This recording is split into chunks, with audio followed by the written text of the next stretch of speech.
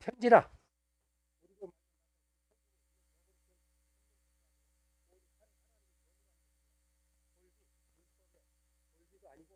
오직 우리 신비한 것이라.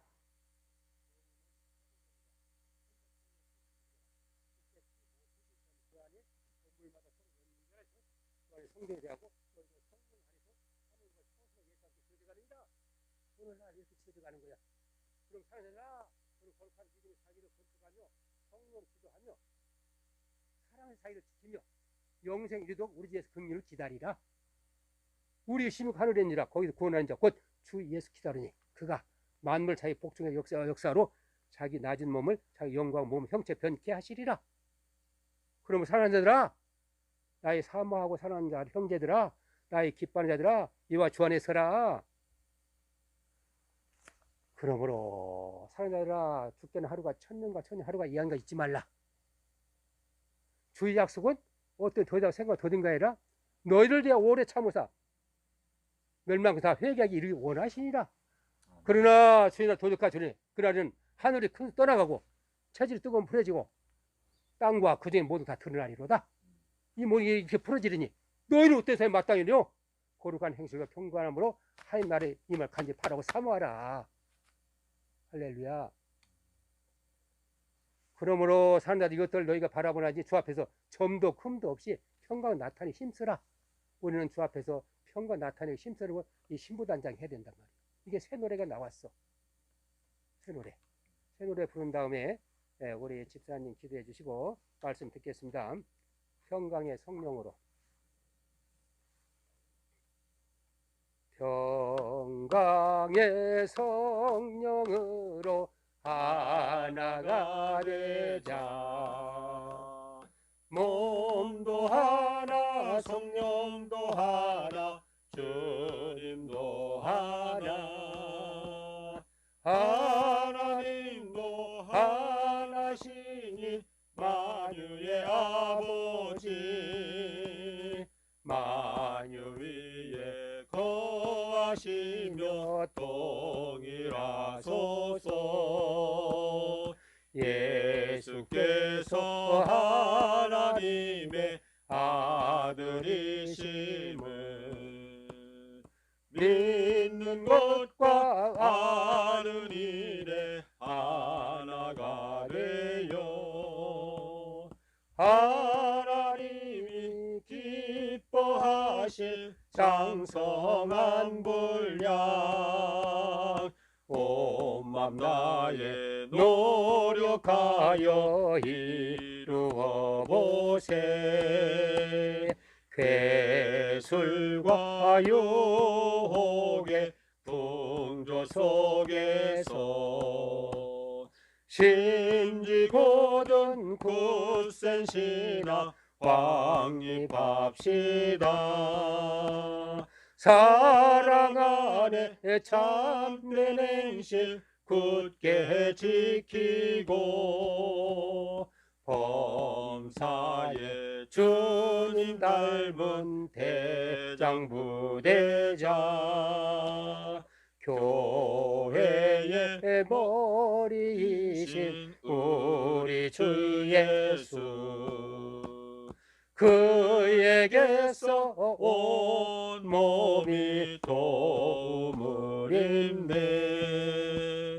각 지체는 자기 분량 충실히 하고 사랑 안에 몸된 교회 굳게 세우자. 창조주의 놀라우신 희생적 사랑 우리들도 그 큰 사랑 실천합시다. 신토부리 영육부리 한 마음 되어 새 하늘과 새 땅에서 새 가족 되자. 장을 위해 생명 바친 목자의 사랑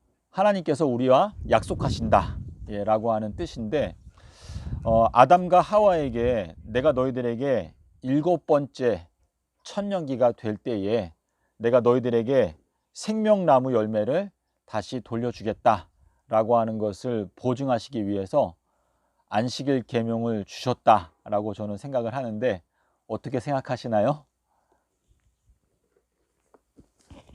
빛의 광복절. 네. 자, 우리가 오늘 좀 함께 살펴보려고 하는 말씀이 있는데, 잠깐 여담을 좀 말씀드리면, 오늘 아침에 이제 장로님이 아침에 일어나셔서 저기 좀 이렇게 운동 겸 또 말씀도 암송하기 위해서 저기 호수에 갔었어요. 근데 호수에 갔더니 어떤 사람이 낚시를 하고 있더라고요. 낚시를 하는데 그 사람이 물고기를 이렇게 잡았어요. 이제 장로님께서 뭐 문득 생각이 나가지고 그 물고기를 좀 팔아라, 내가 방생해주고 싶다 살려주고 싶다 했더니 그 사람이 물고기를 그냥 가져가라고, 나도 이거 먹을 게 아니고 잡은 다음에 다시 놔줄 거다 해가지고 물고기를 저기 세숫대야 보여요? 저기에다가 장로님이 가져오셨는데, 물고기가 몇 마리게요? 얘네도 죽잖아. 근데 지금은 살아있어요. 그래서 서울에 가가지고 장로님이 아는 데가 있는데 이제 거기에다 물고기를 놔주려고 가져왔는데, 물고기를 잡아와서 보니까 그 사람이 그냥 다 줬거든요. 근데 보니까 12마리가 들어있어, 물고기가. 그래서 나는 그러니까 우리가 그냥 마음대로 주관적으로 해석하는 건데, 주님께서 이 마지막 때에도 12 제자를 부르시는 거 아니겠어요? 그래서 우리가 주님의 제자가 되고자 하는 마음으로 오늘 이렇게 모였다라고 생각이 됩니다. 그래서 오늘 이렇게 어려운 발걸음 하셨는데, 이 안식일 시간에 주님께서 우리 마음 가운데 꼭 진리의 말씀으로 은혜를 주셨으면 좋겠고, 또 제가 순수하게 진리의 말씀을 증거할 수 있도록 기도해 주신다고 하니까 저도 참 너무나 감사하고, 또 저도 새롭게 마음을 결심을 하게 되었습니다. 그래서 이 말씀을 증거하는 자가 진리의 말씀을 증거하지 않게 되면 그 인도함을 받는 자들이 다 멸망을 당한다 라고 되어 있기 때문에 참 조심스러운 마음으로 말씀을 잠깐 살펴보도록 하겠습니다. 예수님께서 마태복음 9장 36절에서 이 많은 무리들을 바라보시고 그 사람들이 다 목자가 없는 양들처럼 유리하고 있고 고생하는 모습을 보시고 마음이 너무나 민망했어요. 그들이 너무나 불쌍했어. 그래서 제자들에게 말씀하시기를, 얘들아, 내가 이 무리들을 보니까 저 무리들 가운데는 정말 알곡으로 추수할 만한 그 알곡들이 많이 있는데, 문제는 추수꾼들이 너무나 부족하구나. 추수하는 주인에게 기도해서 더 많은 일꾼들을 보내달라라고 기도를 하자라고 예수님께서 말씀을 하셨거든요. 이 세상에 많은 목자들이 있어요. 가정마다, 교회마다, 사회마다 다들 목자들이 있는데, 주님께서 그 셀 수 없이 많은 무리들을 바라보시고 목자가 없는 양들처럼 유리하고 방황하고 고생하는 모습을 바라보시고 마음이 너무나 아팠다, 민망했다 라고 말씀을 하시고 있습니다. 근데 우리가 성경을 보면 예수님께서 이 베드로를 부르실 때 베드로한테 요나의 아들이다 라고 말씀을 하셨어요. 예수님께서 베드로에게 요나의 아들아 라고 말씀하신 것이 요한복음 1장 42절에 한 번 나오고, 마태복음 16장 17절에 또 한 번 나오고, 요한복음 21장 15절, 16절, 17절에서는 3번에 걸쳐서 요나의 아들아 라고 말씀을 하셨어요. 근데 베드로를 부르실 때 요나의 아들아, 너는 장차 게바라 하리라 라고 말씀을 하셨습니다. 자, 게바라고 하는 뜻이 무슨 뜻일까요? 게바는 번역하면 베드로다 라고 하는 뜻인데, 이 반석이라고 하는 뜻입니다. 그래서 이 반석이라고 하는 것은 어떤 건물에 아주 단단한 기초를 말하는 것인데, 예수님께서 베드로에게 요나의 아들아, 너가 나를 사랑하느냐 라고 물어보셨어요. 베드로가 뭐라고 대답했죠? 베드로가 주님, 제가 주를 사랑하는 것을 주님께서 아십니다 라고 이렇게 대답을 했는데, 거기 원어 얘기를 해야 되는데 예수님께서 베드로한테 너가 나를 아가페 사랑을 하느냐 라고 물어봤어요. 근데 베드로가 대답할 때는 뭐라고 대답했죠? 주님, 제가 주님을 아가페 사랑합니다 라고 대답했나요? 베드로는 본인이 예수님을 사랑하는 그 사랑이 아가페 사랑은 아니라는 것을 알았겠죠. 아가페 사랑은 어떤 거예요? 정의한다면 무조건적인 사랑, 그렇죠? 하나님께서 우리 인간들을 사랑하시는 그 사랑을 우리가 아가페 사랑이다 라고 말을 하는데, 베드로는 예수님께 대답할 때 주님, 제가 주님을 필레오 사랑하는 걸 주님께서 아십니다 라고 말했어요. 자, 필레오라고 하는 것은 우리 친구 사이에, 자, 예수님께서는 제자들을 뭐라고 말씀하셨죠? 요한복음 15장에서 친구라고 말씀을 하셨습니다. 그래서 베드로가 예수님께 주님, 제가 주님을 필레오 합니다 라고 말을 하니까 예수님께서 무슨 명령을 내리셨죠? 너가 나를 사랑한다면 어떻게 해라? 나의 양떼들을 어떻게 해라? 먹여라, 치라, 이렇게 말씀하셨는데, 거기에 그 단어를 좀 자세하게 보게 되면 너가 나의 양들을 먹이는 목자가 되어라 라고 말씀을 하셨습니다. 그래서 우리 예수님 사랑하시죠? 예수님을 사랑하시기 때문에 우리가 예수님을 믿는 건데, 사람이 완전한 사랑을 받게 되면 그 사람은 완전하게 될 수 있을까요? 어떻게 생각하세요? 사람이 완전한 사람이 되려면 완전한 사랑을 받아야 된다라고 하는 명제를 동의하십니까? 그러니까 요한일서 4장 18절에 보시면 이 완전한 사랑은 두려움을 내어 쫓는다라고 하는 말이 있습니다. 근데 예수님께서 십자가에서 죽으실 때 우리에게 하나님 아버지의 완전하신 사랑을 보여주셨어요. 그래서 우리가 예수 그리스도의 그 십자가의 사랑, 그것을 우리가 영원한 세월 동안 배우는 것인데, 우리들은 완전하게 될 수 있는 방법이 하나밖에 없는데, 그것은 예수 그리스도의 십자가를 통해서 나타났던 그 사랑을 우리가 배울 때, 우리가 깨닫게 될 때 우리도 예수 그리스도의 형상으로 변화될 수 있다라고 하는 것이 이 성경의 진리의 가르침입니다. 주님께서 베드로에게 너가 나를 사랑한다면, 너가 나의 사랑을 받고 너가 그 사랑 때문에 나를 사랑한다면 너는 나의 양들을 먹일 수 있는 목자의 역할을 할 수가 있다라고 하는 말씀을 하시는 것인데, 말씀을 증거하는 자의 그 엄숙함 또는 그 무게가 굉장히 중요하다고 생각이 됩니다. 그래서 저도 앞으로도 좀 결심을 하고 하나님의 말씀을 증거할 때에는 우리 장로님께서 강조하시는 게 말씀 체화가 되어야 된다라고 말씀을 하시는데, 내가 아무리 입술로 말씀을 증거한다 하더라도 나의 인격이 그 말과 조화가 되지 않는다면 고린도전서 13장에서 말씀하신 대로 울리는 꽹과리와 같다, 이렇게 말씀을 하셨거든요. 그래서 주님께서 이 마지막 때에 인자가 큰 나팔 소리와 함께 뭐라 그랬어요? 그 천사들을 보낼 것인데, 어디에서? 하늘 이 끝에서 땅 끝까지 그 택하신 자들을 어떻게 한다? 모은다라고 말씀하셨어요. 자, 근데 거기에 보면 땅 끝이라고 하는 말씀이 있는데, 땅 끝이 거기 왜 나올까요? 예수님께서 요나의 표적을 말씀하실 때 무슨 말씀하셨어요? 남방 여왕이 뭐 때문에?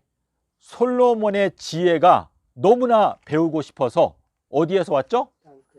땅 끝에서 찾아왔다 라고 말씀을 하시면서, 이 마지막 때 2세대라고 했어요. 2세대에 남방 여왕이 일어나서 2세대를 정죄할 것이다 라고 말씀을 하시면서, 남방 여왕은 솔로몬의 지혜를 배우기 위해서 땅 끝에서 그 먼 거리를 마다 않고 찾아왔는데, 나는 솔로몬보다 더 지혜로운 자다 라고 말씀을 하셨습니다.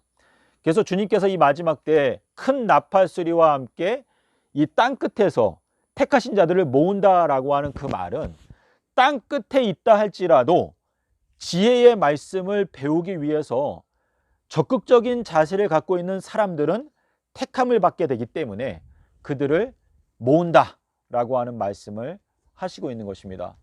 주님께서 저희들에게 이 바벨론에 대해서 말씀을 하셨는데요. 바벨론은 음녀라고 표현하고 있어요. 음녀. 근데 제가 오늘 그 칠판에다가 잠깐 제가 그려놓은 거를 잠깐 보여드릴게요. 자, 여기에 보시면 자, 우리 왼쪽에 보면은 비둘기의 순결이라고 하는 단어가 있죠. 순결. 그렇죠? 그리고 오른쪽에는 음녀가 섞은 잔이 있어요. 자, 이 순결이라고 하는 단어하고 섞었다라고 하는 단어가 둘이 있죠. 자, 근데 여기 제가 원어를 살펴보니까 이 둘이 거의 똑같이 생겼고 요 앞에 알파만 달라요. 알파. 자, 여기 알파라고 하는 요거는 뭐냐면 노라는 뜻이에요. 노. 그렇지 않다라는 뜻이거든요. 자, 지금 우리가 계시록에는 음녀 바벨론이 나오는데 이 음녀 바벨론은 이 세상에 있는 모든 나라를 다 행음하게 하는 여자예요. 바벨론, 음녀들의 어미다 이렇게 말하고 있는데, 자, 여기에 보게 되면 음녀가 섞어서 만든 잔을 이 만국이 다 마셨다고 그랬어요. 만국이 다 마셨다. 자, 이 마셨다라고 하는 것은 내가 그것을 섭취했다. 내가 그것을 받아들였다. 내가 알게 되었다. 예, 내가 영향을 받았다라고 하는 뜻인데, 자, 음녀가 섞은 잔이라고 하는 요 단어가 케라이오이라고 하는 단어인데 이거는 섞여 있다는 뜻이에요. 섞여 있다. 근데 여기에 보면 주님께서 우리들을 보내실 때 뭐라 그랬죠? 너희들은 비둘기처럼 순결하라 라고 말씀하셨어요. 근데 이 비둘기라고 하는 히브리어 단어가 요나거든요. 요나. 그래서 이 마지막 때에는 음녀에게 미혹이 되거나 아니면 비둘기의 순결성을 확보하거나 둘 중에 하나거든요. 그래서 우리가 잠언서에서 솔로몬이 말하기를 잠언 2장 16절하고 잠언 7장 5절에 거기 두 번 뭐라고 말했냐면 너는 지혜를 얻어라. 지혜를 얻게 되면 그 지혜가 너를 음녀에게서 구원해 줄 것이다 라고 말했어요. 그러니까 저희들은 이 땅에 태어날 때부터 눈을 보지 못하는 소경으로 태어났어요. 그리고 이 세상에서 여러 사람들을 만나는 과정 속에서 어떻게 됐어요? 우리가 음녀의 영향을 받았어요. 우리의 마음이 혼돈 가운데 있고 진리의 말씀이 분명하게 보이지 않았기 때문에 우리가 이것도 기웃거리고 저것도 기웃거리고 이렇게 살아왔는데, 예수님께서 저희들에게 너희들은 뱀과 같이 지혜롭고 비둘기처럼 순결하라 라고 하는 말씀을 하셨는데, 이 순결과 지혜는 서로 짝이에요. 우리가 비둘기의 순결성을 갖게 되면 지혜까지도 얻게 되거든요. 그래서 잠언 2장 7절에 보면 주님께서는 정직한 자를 위해서 완벽한 지혜를 준비하신다라고 말씀을 하시고 있습니다. 그래서 저희가 이 요나의 표적을 깨닫게 되면 음녀가 섞어 놓은 그 잔으로부터 우리가 해방될 수가 있다라고 하는 그 결론이 여기 이렇게 단순하게 요 구절하고 요 구절이 이제 짝이 되는 구절이거든요. 그래서 요 구절을 생각하시면 우리가 이 주님께서 이 마지막 때 짐승의 씨앗과 사람의 씨앗을 나누신다라는 말씀이 예레미야서 31장 27절에 나오거든요. 그래서 우리가 짐승으로 되느냐 아니면 사람이 되느냐 이 둘 중에 하나, 이 갈림길에 있는데, 우리가 마음이 원래 하나님께서 사람을 지으실 때는 정직하게 지으셨다고 했어요. 사람을 원래는 정직하게 지으셨는데 사람이 많은 꾀를 내었다라고 말씀을 하시고 있습니다. 그래서 제가 오늘 말씀드리고 싶은 것은 이 마태복음 24장에서 인자가 자기의 사자들을 보낼 건데 큰 나팔 소리와 함께, 자, 큰 나팔 소리라고 했을 때 이 세상이 막 떠들썩한 소리를 말하는 것일까 라는 걸 저 생각해 봤는데, 큰 나팔 소리는 계시록 1장 10절에 보면 이런 말이 있어요. 내가 주의 날에 나의 뒤에서 들리는 나팔 소리와 같은 큰 음성을 들었다라고 말하거든요. 근데 그 나의 뒤에서라고 하는 표현이 마태복음 3장 11절에 보니까 뭐라고 말했죠? 침례 요한이 나의 뒤에서 오시는 분은 나보다 강하시다라고 말하고 있어요. 그러면 나의 뒤에서 오시는 분은 예수님을 말하는 건데 예수님은 강하시다라고 말하고 있고 잠언 24장 5절에 보니까 지혜가 있는 자는 강하다라고 말씀을 하시고 있습니다. 그래서 우리가 예수 그리스도 안에서 강한 자가 되고자 노력을 하고 있는 것인데 주님께서 왜 요나의 표적을 말씀하실 때 나는 솔로몬보다 더 큰 자다라는 말씀을 하셨을까? 예수님은 지혜의 왕이시거든요.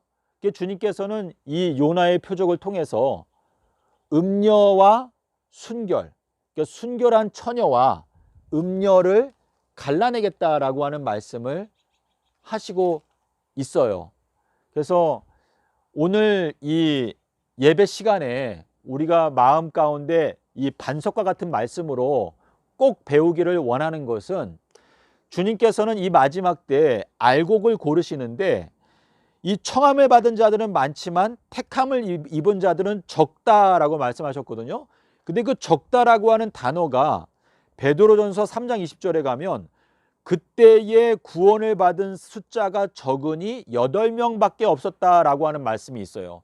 그럼 주님께서 베드로를 통해서 8명이 적은 숫자다라고 이렇게 말씀을 하시고 있기 때문에 이 마지막 때에도 많은 사람들이 넓은 문, 넓은 길로 간다라고 말씀을 하시고 있습니다. 그래서 진리의 말씀은 우리의 마음이 순결한 상태를 추구한다면 진리의 말씀은 금방 보일 수 있도록 주님께서 만들어 놓으셨는데 하나님이 사람을 원래는 정직하게 지으셨지만 사람이 자꾸 많은 꾀를 내다 보니까 진리의 말씀으로 오지를 못하는 것 같아요. 주님께서 땅 끝에서 그분의 택하신 자들을 모으신다 라고 하는 그 말은 자, 우리 대한민국과 정반대에 있는 나라가 어느 나라일까요? 대한민국과 정반대에 있는 나라 어느 나라예요? 제가 볼 때는 미국인 것 같은데 미국에서 여기까지 오는데 비행기 타고 한 13시간 걸리거든요. 근데 그렇게 멀리 있다 하더라도 내가 이 지혜를 얻을 수 있다면 지혜는 솔로몬이 뭐라고 말했죠? 지혜는 생명나무다라고 말했어요. 근데 이 생명나무라고 하는 그 한 나무가 이 온 우주에 어떠한 것보다도 가치가 있는 거예요. 우리에게 영생을 주는 나무이기 때문에. 근데 솔로몬이 이 잠언서에서 지혜는 그 얻은 자에게 생명나무다 라고 말씀을 하셨는데 제가 지난 10년 동안에 제가 하나님 앞에서 정직한 마음으로 고백할 수 있는 것은 예수님께서는 서기 30년에 십자가에서 죽으셨고 수요일 날 십자가에서 죽으시고 일요일 날 부활하셨다라고 하는 그 진리를 증거하고 있는데요.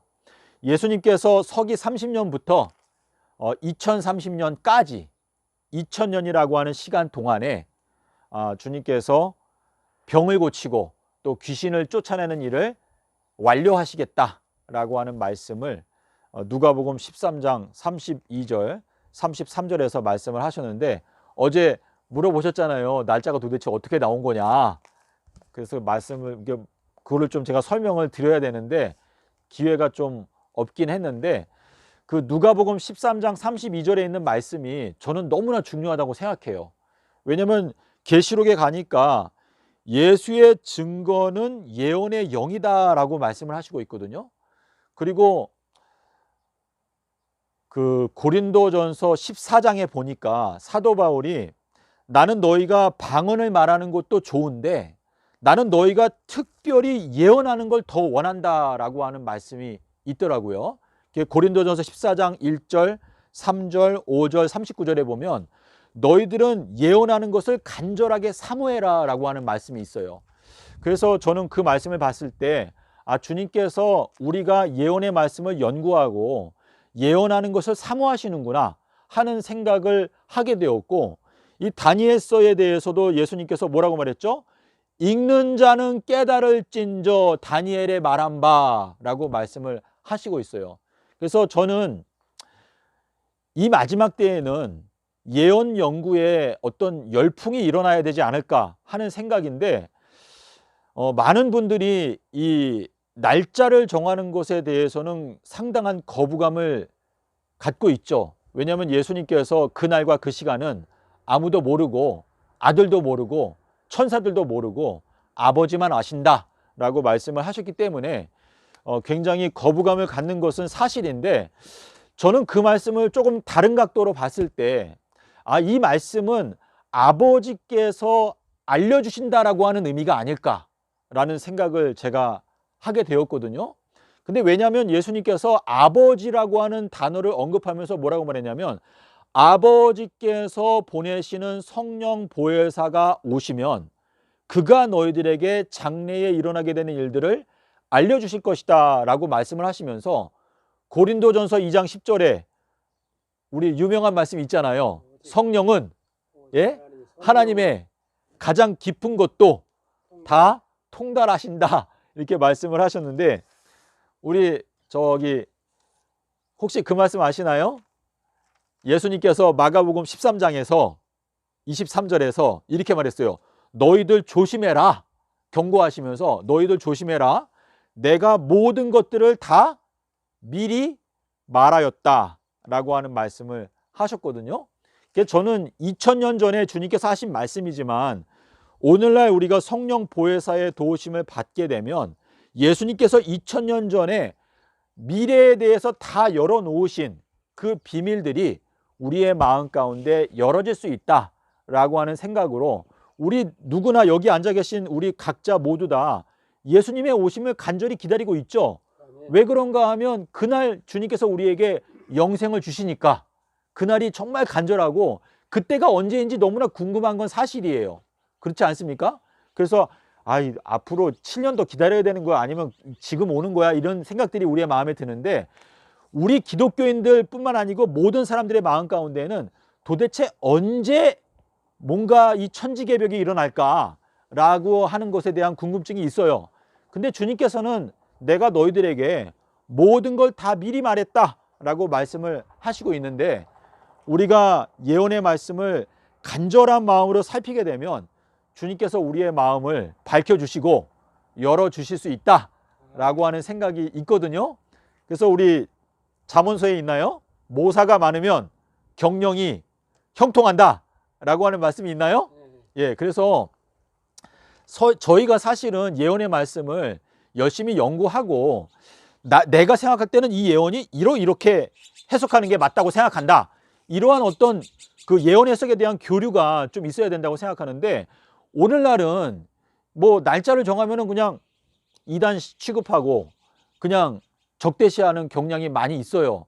물론 이제 그것 때문에 부작용이 많기 때문에 그런 것인데, 저희가 하나님이 살아계신다는 걸 믿고 읽는 자는 깨달을진저라고 말씀을 하실 때, 이 1335일의 비밀을 주님께서는 지혜로운 자의 한 자는 아무도 깨달을 수 없다라고 이렇게 딱 정해 놓으셨는데, 저희들이 깨닫지 못한다면 저희들은 악한 자로 평가를 받을 수 있는 가능성이 있다라고 하는 의미가 되기 때문에, 저희들은 조금 더 이렇게 비판적인 어떤 시각보다는 좀 더 이 말씀의 예언을 저희가 상고하고, 베드로전서 1장에도 나오지 않습니까? 옛날에 여러 선지자들이 어땠어요? 예수님께서 언제 돌아가시고 언제 부활하시는지 그 정하신 때를 알기 위해서 예언의 말씀을 상고했다라고 이렇게 말하고 있고, 천사들조차도 그것을 살펴보기 원한다라고 이렇게 말을 하고 있거든요. 그래서 이 예언의 말씀을 우리가 깨닫기 위해서 첫 번째 조건이 뭐냐면 이 비둘기의 표예요. 왜냐하면 아가서 1장 15절에 보면은 나의 사랑 나의 어여쁜 자야 너의 눈이 비둘기와 같다라고 말씀을 하시고 있습니다. 그래서 아가서 5장 12절에 보면은 이렇게 말했어요. 5장 2절에 나의 사랑 나의 어여쁜 자야 너가 문을 열어라. 너가 문을 열어라. 이렇게 말씀하시는 건 나의 비둘기야. 그러니까 요나의 표적을 가지고 너가 문을 열 수 있다. 그래서 계시록 3장 20절에 뭐라고 말했죠? 나의 목소리를 듣고 문을 여는 사람은 내가 그에게로 들어가 그는 나로 더불어 먹고 나는 그로 더불어 먹는다 라고 말씀하셨는데, 우리가 문을 여는데 성공하지 못하면 저희들은 먹을 수가 없는 거예요. 그래서 제가 하여튼간 이제 우리 집사님도 장로님도 우리 다 마찬가지지만, 우리 마음 가운데 어떤 진리에 대한 확신이 오는 것은 내가 말씀을 살피고 또 성령께서 우리의 마음을 도와주실 때 우리의 마음 가운데 진리에 대한 깨달음과 확신이 오는 것이거든요. 그래서 제가 오늘 이제 재림전 이 7년에 대환란이 시작이 되는 것인데, 이거는 아무리 봐도 너무나 확실해요.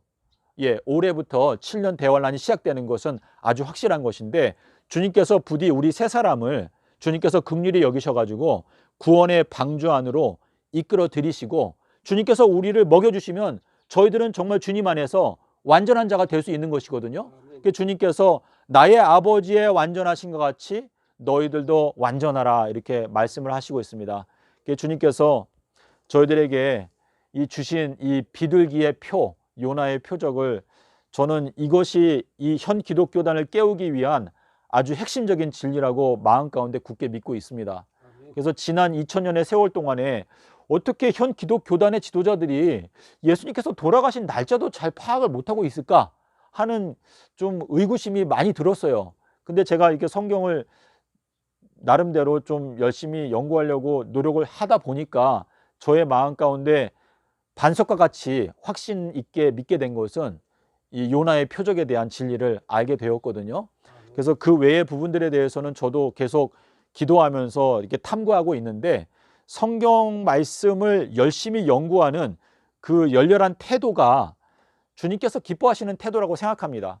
그래서 주님께서 기뻐하시는 어떤 일을 하기 위해서 저희가 말씀을 연구하고 이 빛의 사자들이 된다라고 하는 그 말씀이 우리 생애 가운데서 성취가 되어서, 사실 우리들은요, 어떻게 보면 기드온의 300명보다 훨씬 더 그 비율이 이 의의 군사 한 사람으로, 옛날에는 노아 한 사람으로 사실상 이 세상 전체를 정죄했지 않습니까? 근데 이 마지막 때에는요, 제가 볼 때는 물론 의의 일꾼들이 많으면 좋겠지만은 진정으로 진리의 편에 서고자 하는 결심된 자가 적을 경우에는 주님께서는 능히 아주 소수의 사람을 통해서라도 이 세상에 대한 심판을 이루실 수 있다라는 것을 믿습니다, 저는. 그래서 어린 양께서 인도하는 대로 따라가는 자가 되기 위해서 주님께서 이렇게 저희 각자를 이렇게 다 하나님의 손께서 이렇게 인도해 오셨는데, 저희가 진리 안에서 연합하고 또 예수 그리스도의 사랑으로 서로 이렇게 연합해 가지고 주님의 일이 이루어진다면 주님께서 기뻐하실 것이다 라고 생각을 합니다. 그래서 오늘 말씀의 결론은 요나의 표적, 이 비둘기의 표적, 이것이 바로 순결한 자들의 표다라고 하는 의미가 되겠습니다.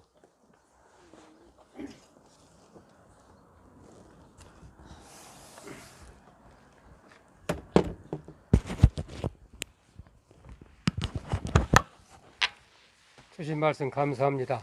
할렐루야. 오늘 이 주시는 말씀은 진짜 오늘날 이 계시의 말씀으로 신부단장에서 내가 온전히 거룩한 성전이 지어가는 그 핵심의 말씀이기 때문에, 요나의 표적, 인자의 징조, 삼나 삼방 땅속에서 죄를 곧게 하라, 이 말씀으로 우리 새 노래로 신부단장은 소화를 드시면 좋겠습니다. 이 새 노래 나왔습니다. 요나의 표적. 요나의 표적대로 삼나 삼밤을 땅속에서 지내신 후 부활하셨네. 수요일에 가이루신 우리 주 예수, 목금토 3일 동안 땅속 계셨네. 3일 동안 모퉁이 돌 완성하신 주, 3,000년간 예루살렘 완성하시리. 십자가에 죽으셨던 서기 30년, 그때부터 3,000년간 건축하시네. 정월일을 탄생하신 아기 예수님, 마다들로 이 세상에 태어나셨네. 월삭의 실체이신 우리 주 예수, 매달마다 생명과로 먹여주시리. 지혜의 왕 솔로몬이 알려준 대로 남편께서 보름날에 돌아오시리. 서기 2030년도 보름날 끝날 4월달 17일 날 오후 3시에 요나의 표적은 순결한 표적, 비둘기의 순결함을 나타내는 표, 삼낮 삼밤 땅속에서 지내신 주님, 흔한 시길 깨닫고서 순결케 되리. 나를 위해 생명 바친 목자의 세일, 그 큰 사랑 잠시라도 잊지 말지라. 아멘. 할렐루야. 아멘. 목자의 세일, 오늘날 이 일이 세일이 이루어지는 때입니다. 그래서 예수께서 아버지께 이제까지 일하신 나도 일하러 왔다. 너희가 성전을 헐라. 내가 사흘 동안 일으키라. 이거 핵심이요. 그리고 마태오 12장 40절이 요나의 표도 삼낮 삼밤 땅속에서 인자도 땅속에 있으리라. 이것을 우리 계시의 말씀으로 주셔서 이 마지막 때 이제 신부단장 시켜서 시워서 이루는, 오늘 내가 새벽에 이 소수에 갔더니 낚시꾼이 있어서 고기 많이 잡았어 했더니 물어봤더니 못 잡았어요. 그럼 얼마나 잡았어? 조금요. 그래요? 그럼 그거 나 좀 줄 수 있어? 했더니 뭐 조금인데요. 내가 팔으라고 했어. 어떻게? 나는 안 판대. 도로 놔주간대. 그래서 그러면 내가 이따 갈 때 가져가겠습니다. 기도로 가겠습니다. 산에 가서 기도하고 올 때 가져가겠습니다. 그러고 왔더니 많이를 잡았는데 배로 잡은 것 같아. 몰랐어. 그냥 담아서 가져왔어. 세보니까 12마리.